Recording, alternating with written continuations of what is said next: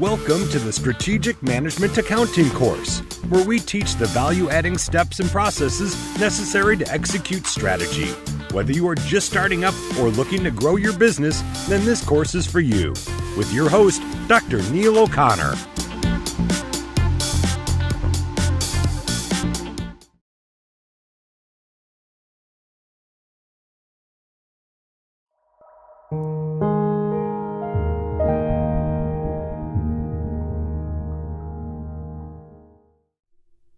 Hi, it's Neil here. You got me. And we're in week 5 now, so we're traveling through several of these chapters in Horngren, but really we're actually traveling through the landscape of where we learn the management accounting tools that are critical to executing strategy. And that's what we're about. It's not about remembering different figures and different tools and techniques. It's about understanding how we can use various tools and techniques to execute particular strategic decisions or directions of the company. Through this big picture, in the early weeks, what did we do?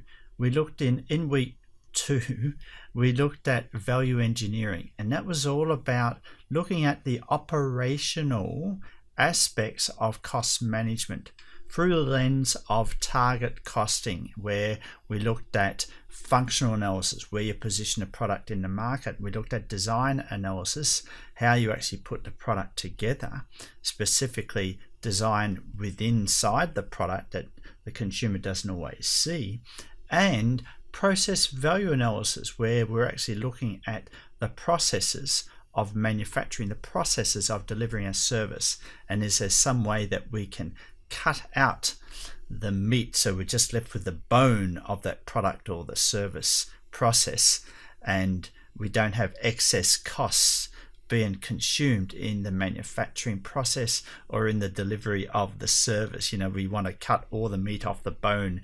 And how did we do that? We tried to cut out the non-value added activities. What else did we try and do?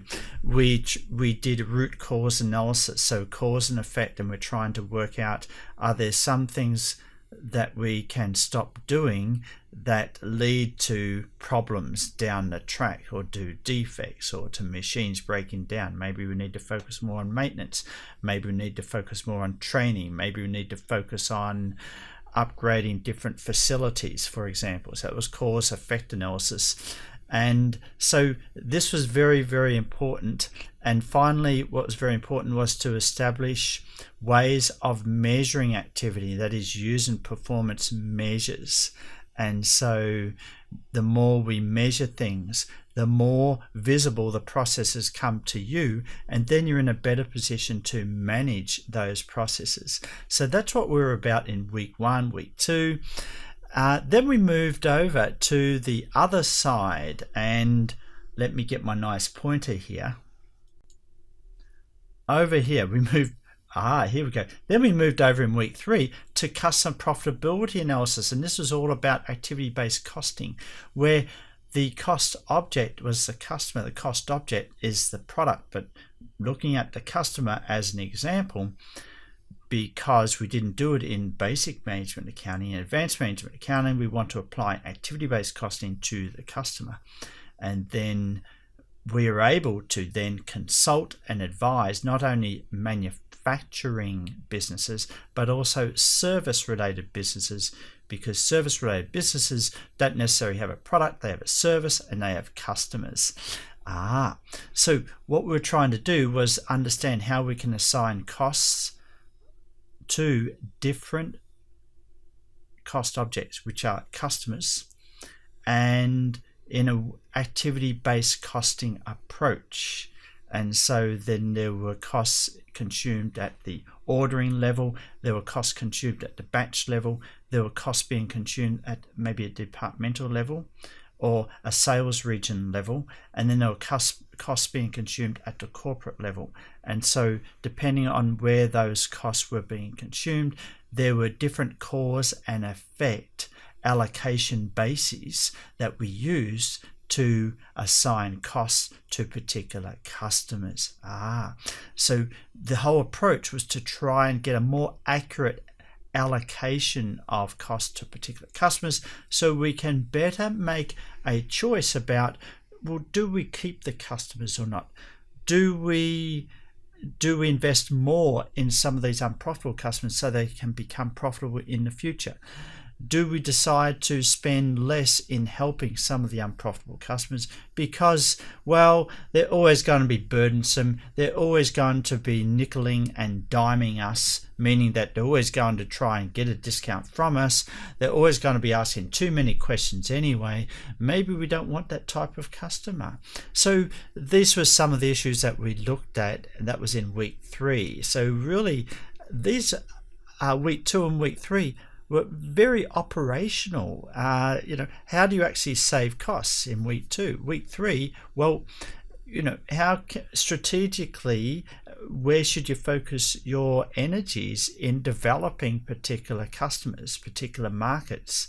And so having a greater sense of the profitability of some customers and the unprofitability of other customers can give you better information so you make a more accurate decision on where you direct your strategy in terms of going after certain types of customers.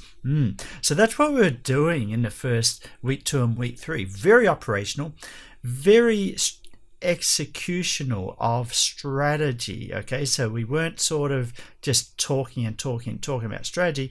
We're actually talking about specific things we can do, specific decisions we can make when we more accurately allocate cost to particular cost objects. So that was the whole focus, decision facilitating. What we did in week 4 was actually service department cost allocation. And you're thinking, wow, more cost. Is this strategic management accounting or what? Well, actually it is, all right? You've got to get it into that strategic management accounting or strategy cannot ignore cost management. You cannot ignore it. You can't just keep on focusing on the revenues. Okay, it's not like we're a technology startup and we're just plowing through the cash all the time and we're focused on getting more markets and just getting more VC funding, like Xiaomi, 43 billion market capitalization based on VC funding, and let's just throw those phones out there and we don't care if we don't make a profit because it's only 3% profit margin. We understand that's the venture capital model, all right? So not all businesses are like that. Okay, once businesses mature and you want to sustain your value creation processes over time, you cannot just rely on venture capitalists just to keep giving you money. Okay, if you list, you're going to have investors wanting to get a return for their money. If you don't list, then if you're the investor yourself, you're the owner, then you want to get return for your efforts. All right, so cost management is very, very critical. Cost management is very, very critical to strategic management. And so that's why we're focusing on costs, how we can use costs to inform specific decisions that need to be made in the organization. So in week 4, when we talked about service department cost allocation, again, it's all about tracking the resource used by maybe production departments, assembly departments, finishing departments, or other frontline service departments.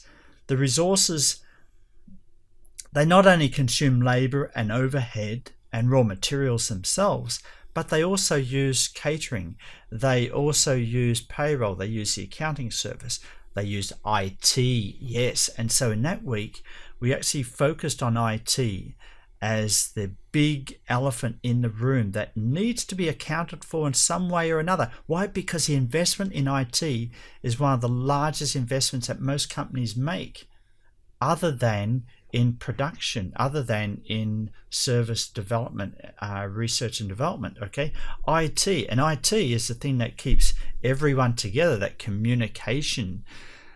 linkages between everyone. Now that a lot more is done online through the internet and so forth, IT is very big. So how do you account for that? Well, of course, you're going to account for it because you're going to get a bill in the mail. So it goes down as an expense.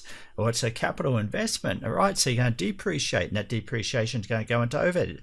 That depreciation is going to go into other parts of the profit and loss statement. We know that. But how do we account for IT in terms of making people accountable for the use of IT? So now we're moving from a decision facilitation type role of costing to a decision influencing type role of costing. And so in week 4, what we looked at was the 4 different purposes or roles of cost allocation, service department cost allocation. And at the very minimum, we were just thinking about, okay, if we allocate, even if it's just a rough single rate allocation, at least we can get some greater awareness that that service department exists. That service department is actually using resources. That service department costs the organization money. So this is the thing, all right? So that at a very minimum, when you get more awareness of that, then people will either appreciate that service department or they'll criticize it and say, well, you're wasting us too much money. You should be doing it this way. You should be doing it that way. If you don't do that cost allocation, people won't be aware, or they won't care to be aware. Well, why do I care? Why should I waste time giving feedback on a service department? You're not charging me, so I got better things to do. You got me here, right? But once you start charging different user departments for the use of the cafeteria, for accounting, for payroll, for IT, okay, suddenly the user department is going to say, you're charging me. Am I getting my money's worth for that service, you see? So by just creating that question in the mind of the user department forces more control and accountability inside the organization. You are actually influencing the user department to communicate with that service department on another level, you see. On the first level is the user department is ringing up IT. Hey, I need your help. Come and fix my email. Hey, I need your help. Come and fix my computer's crashed. Hey, I need your help. Come and fix up my payment system here. You with me here? But at another level, you got a service department allocation. We're going to allocate a cost for using all of this technical support, you see. And suddenly those costs start coming across and being allocated to me, the user. I'm going to think twice about, do I ring up and use that department or not? So now we've got another level of control. Okay, and so in these different levels of control can force us to think about whether we use the resource or not. And right down at the bottom of those 4 levels of control is the decisions about the capacity. How much capacity do we really need? See, once IT starts charging out its services to the user departments, the user departments are going to think twice about what they use, what they don't use. Now IT is going to have a better sense of planning for future capacity now that they know that the user departments are making a closer to an economic decision about how much of that capacity they are using. You see here? See, without that chargeback or without that service department cost allocation, you're going to get just people guessing, because user departments, I don't care, just put the money in, all right? Let's just get the best IT that we can get, all right? Because when I need it, I need it. If I don't need it, I don't need it. You see, so there's not much economics in that narrative that comes out from the user departments. But once a chargeback starts coming from the IT department to the user department, now the user department's going to think, Well, maybe I don't think you're going to need as much capacity as you suggest you need. And if you can just invest at this level, I think that will serve our purposes for the next 3 to 5 years. And that, because the user department's going to talk in a more common sense way in terms of what costs am I going to be charged for using that IT department investment. Okay, because I'm going to get a fixed charge at least for their big capital investment that the IT department makes. So I'm going to think twice about, well, if they ask me for how much capacity I need, then I'm going to be thinking, I don't want to say as much as possible. I'm going to be more considered and try and give a more accurate information of that capacity, you see. So at the very minimum, and the textbook talks about 4 different types of control, at the very minimum, what we're trying to do with service department costing is just to create this dialogue, to create this communication between user departments and the service department. That's what it's all about. And this improves coordination. It improves consistency of matching the capacity of the service department with the user department. It creates more accountability for the investment of the resources of the service department to match those of the user department, and to make sure the user department doesn't abuse these resources.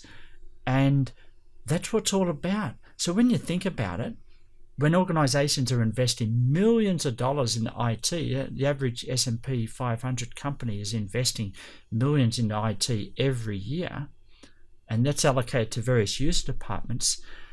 How we do these allocations is very, very important.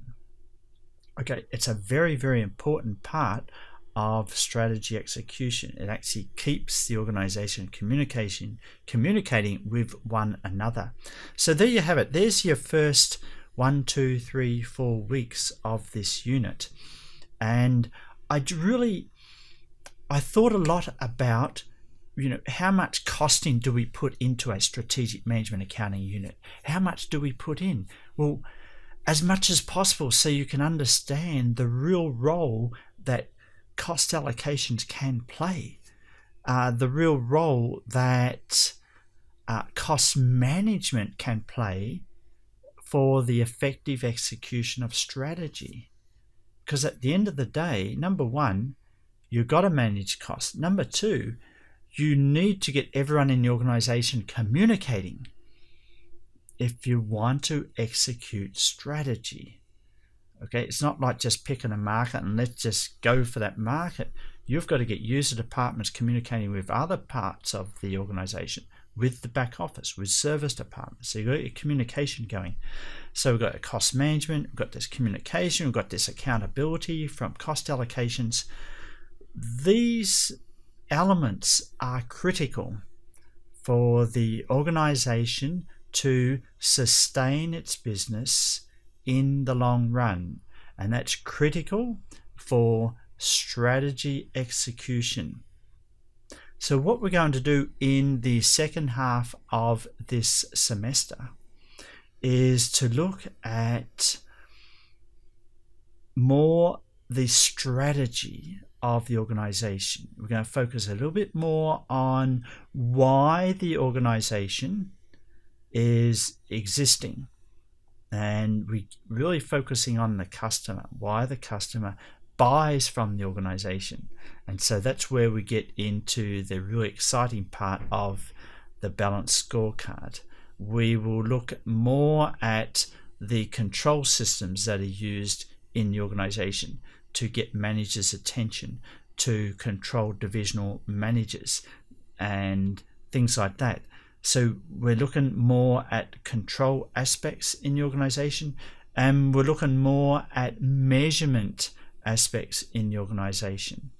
Not so much cost assignment, although we do cover that in about week 8, where we look at assigning cost to different activities in the production area so we can better gauge our investment in quality enhancement initiatives. So we'll look at that.